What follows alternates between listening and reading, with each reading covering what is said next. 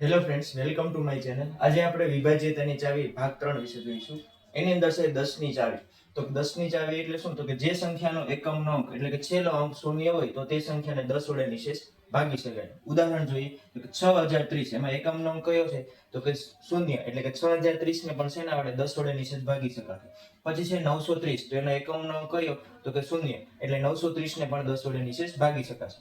એના પછી જોઈએ તો 11 ની ચાવી, એટલે કે આપેલ સંખ્યાના એકી સ્થાન અને બેકી સ્થાનની સંખ્યાના સરવાળાનો તફાવત જો શૂન્ય આવતો હોય અથવા તો 11 આવતો હોય તો આ સંખ્યાને કેટલા વડે? તો કે 11 વડે નિશેષ ભાગી શકે.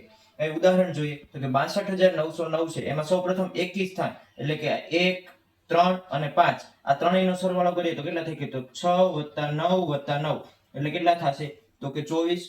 અને બેકી સ્થાન એટલે કે બીજું સ્થાન 0 અને ચોથું સ્થાન 2 એટલે કે 2 + 0 કેટલા થશે? 2. હવે આ બેયનો તફાવત કરીએ તો કેટલા થશે? તો કે 22. તો 22 ને 11 વડે ભાગીએ તો કેટલા આવે છે જવાબ? તો કે 2. એટલે કે 22 ને 11 વડે નિશેષ ભાગી શકાશે. તો કે 62909 ને પણ 11 વડે નિશેષ ભાગી શકાશે. Thank you.